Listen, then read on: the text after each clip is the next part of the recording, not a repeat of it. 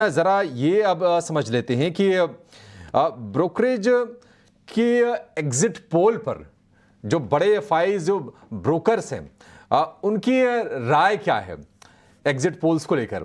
शरद हमारे साथ तैयार हैं। शरद बताइए क्या कह रहे हैं ब्रोकरेज। क्या कल को हमने एफआईज को देखा है कि कल बढ़िया बाइंग होती हुई दिखी है, क्या उनका स्टैंड अब चेंज हो रहा है, वो मान के चलने की बाजार में यहां से तेजी होगी?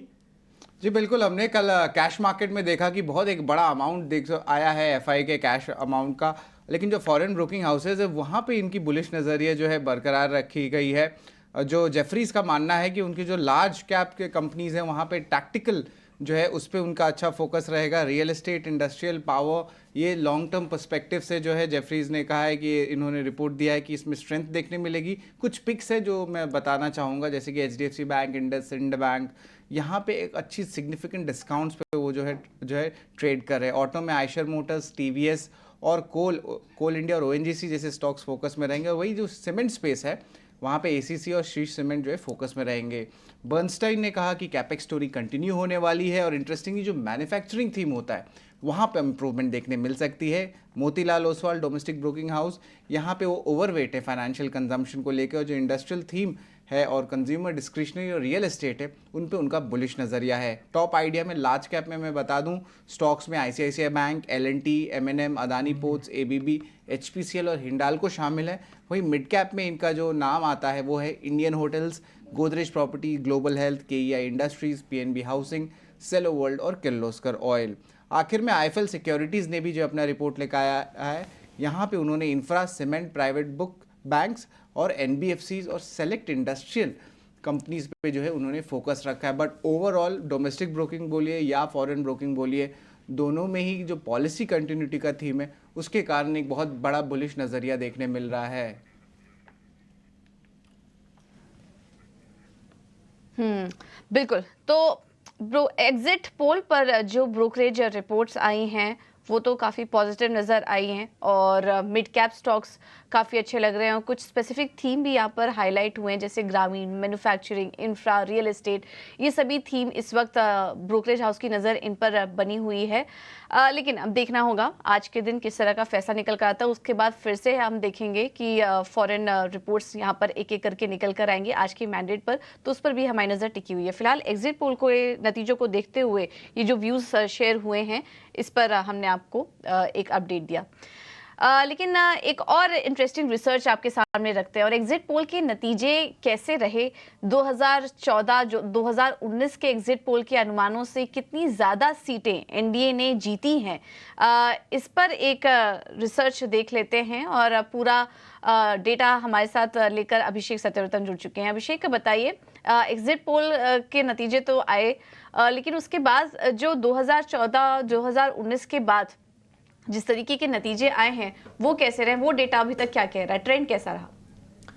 पूजा देखिए, इस बार चुनाव से पहले इंडिया ने नारा दिया था कि अब की बार 400 पार, और जो एग्जिट पोल्स के नतीजे आए 350 से ज़्यादा सीटें ज़्यादातर एग्जिट पोल्स में मिलती हुई दिखाई दे रही हैं एनडीए को। कुछ कुछ एग्जिट पोल्स ऐसे भी हैं जहां पर अपर बैंड पर 400 सीटों का भी अनुमान है। हालांकि बहुत सारे लोग हैं जो एग्जिट पोल्स को यकीन नहीं करते और उसकी रीज़न ये है कि कई बार गलत भी साबित हुए हैं। लेकिन अगर हम 2014 के चुनाव यानी कि मोदी सरकार के पहले टर्म का और दूसरे टर्म का 2019 के चुनाव की बात करें तो जो अनुमान आए थे एग्जिट पोल्स के आधार पर, पोल ऑफ पोल्स थे, यानी कि पोल्स का जो औसत था उसके मुकाबले कहीं ज्यादा सीटें एनडीए लेकर आई है। आप आंकड़ों में देख सकते हैं कि 2014 में जो अनुमान था एनडीए को 283 सीटें मिलने का था और सीटें आई 336, कहीं ज्यादा, मतलब अगर उससे अगर आप तुलना करेंगे तो करीब 50 सीटें ज्यादा आ गई एनडीए की। इसी तरह से 2019 में टोटल 306 सीटें आने का अनुमान था। हालांकि बहुमत को लेकर कोई दिक्कत नहीं थी, लेकिन सीटें आई 350 से भी ज्यादा, 353 सीटें आई। तो इस बार देखना इंटरेस्टिंग होगा कि इस बार जो अनुमान है, जो औसत है, वो है 366 सीटों का। और अगर पिछले ट्रेंड को अगर देखें तो 400 सीटें फिर बहुत ज्यादा दूर दिखती नहीं है, लेकिन क्या एनडीए फिर से सरप्राइज करेगा, ये बड़ा सवाल है। क्या वो कन्वर्जन इस बार भी होगा, जो एग्जिट पोल्स के जो नतीजा है क्या उसके हिसाब से, या उससे बेहतर प्रदर्शन कर पाएगा एनडीए? ये तो आज अब थोड़ी देर में पता चलना शुरू हो जाएगा, जब वोटों की गिनती के बाद रुझान आने शुरू हो जाएंगे। लेकिन निश्चित तौर पर पिछले 2 चुनाव मोदी मैजिक चला है, और बीजेपी के जो सहयोगी दल रहे हैं, जो गठबंधन के जो घटक दल रहे हैं, उन पर भी जनता ने भरोसा दिखाया है। और एग्जिट पोल हम कहेंगे कि सही साबित हुए, लेकिन उससे कहीं ज्यादा सीटें बीजेपी को निकल के आई हैं 2014 में भी और 2019 में भी।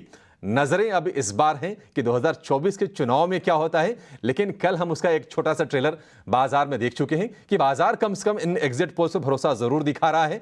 कल बेहतरीन सत्र हमने देखा है। ट्रेलर तो देख चुके हैं, लेकिन पिक्चर अभी बाकी है। और बड़ा सवाल आज का यही है कि क्या एनडीए फिर से सरप्राइज करेगा, क्योंकि पोल जो निकल कर आए हैं उससे अभी तक का जो ट्रेंड, जो कि अभिषेक अभी हाईलाइट भी कर रहे थे, कि उससे हमेशा 3 से 6% ज्यादा ही विनिंग सीट एनडीए अभी तक लेकर आ रही है अपने पिछले टर्म्स में। तो देखना होगा, 400 का आंकड़ा बहुत मुश्किल नहीं है, लेकिन क्या हर बार एग्जिट पोल पर रिलाई करना सही होगा, ये हम नहीं कह रहे हैं। लेकिन ये नंबर काफी इंपॉर्टेंट होगा, क्योंकि थोड़ी देर पहले जब हम अनुराग सिंह से भी बात कर रहे थे तो उनका भी ये कहना था कि नजर 300 के ऊपर ही रहेगी। उसके ऊपर जितना सीटें बढ़ोतरी होंगी वो पॉजिटिव ही रहेगा बाजार के लिए भी, और आगे थोड़ी क्लैरिटी भी मिलेगी। तो चलिए, ये तो है कि अब तक का एग्जिट पोल के नतीजे कैसे रहे, लेकिन चुनावी नतीजों के बाद एक बार ये भी समझ लेते हैं कि बाजार की चाल कैसी रही है, बाजार का प्रदर्शन कैसा रहा है। एक बार ये ट्रेंड को भी समझ लेते हैं। शरद हमारे साथ हैं पूरा एनालिसिस लेकर। शरद, बताइए। बिल्कुल, मार्केट्स और मैंडेट के जो एक इंटरेस्टिंग एनालिसिस हम आपके लिए लाए हैं। जो चुनावी नतीजे के बाद जो हर साल चुनाव होता है, वहाँ पे एट एन एवरेज अगर आप देखा जाए तो 10 बार में 8 बार पॉजिटिव रिटर्न देखने मिलता है। और इंटरेस्टिंगली जो सबसे ज़्यादा रिटर्न आया है वो ईयर 1991 में आया है, जहाँ पे 82% रिटर्न जो है सेंसेक्स ने जो दिया है। अब इंटरेस्टिंगली ऑफ कोर्स उस साल जो था बहुत बड़े बड़े रिफॉर्म्स की अनाउंसमेंट हुई थी, लेकिन औसत रिटर्न अगर देखा जाए जिस इलेक्शन ईयर में, वो 20% के ऊपर होता है। तो यहाँ पे एक इंटरेस्टिंग डेवलपमेंट देखने मिल सकता है। हमने जो एक डिटेल एनालिसिस की 1980 के चुनाव से लेके अभी तक, तो यहाँ पे पता चला कि पॉजिटिव रिटर्न्स जो है आपको हर साल देखने मिला है, हर इलेक्शन में देखने मिला, सिवाय 2 साल के जो है 96 और 98 में। यहाँ पे नेगेटिव डाउनटिक देखने मिला था, बट ओवरऑल जो है बहुत पॉजिटिव रिटर्न्स देखने मिलता है। अब आंकड़ों की बात करें तो इलेक्शन के दिन में जो है क्या मूवमेंट आती है वो बहुत इंपॉर्टेंट होता है।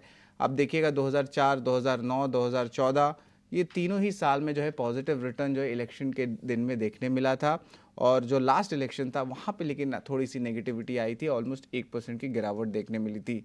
अगर 2024 से अभी तक के बाजार के बारे में बात करें तो निफ्टी 6% के ऊपर है, निफ्टी बैंक भी 2% के ऊपर है, और यहाँ पे जो है पॉजिटिव मोमेंटम देखने मिल रहा है। अगर हम अलग अलग सरकार के बारे में बात करते हैं तो अलग अलग यूपीए गवर्नमेंट हुआ, यूपीए 2 हुआ, एनडीए 1 हुआ, एनडीए 2 हुआ, यहाँ पे अगर सरकार के बताएं कि इनकी ओवरऑल मूवमेंट कैसी हुई है निफ्टी की, तो देखेंगे कि यूपीए 1 में 162% का ग्रोथ आया, वही यूपीए 2 में 74% था, और एनडीए के पहले सेशन में 58% देखने मिली, और जो ऑन गोइंग है वहाँ पे ऑलमोस्ट 100% का रिटर्न्स देखने मिला है।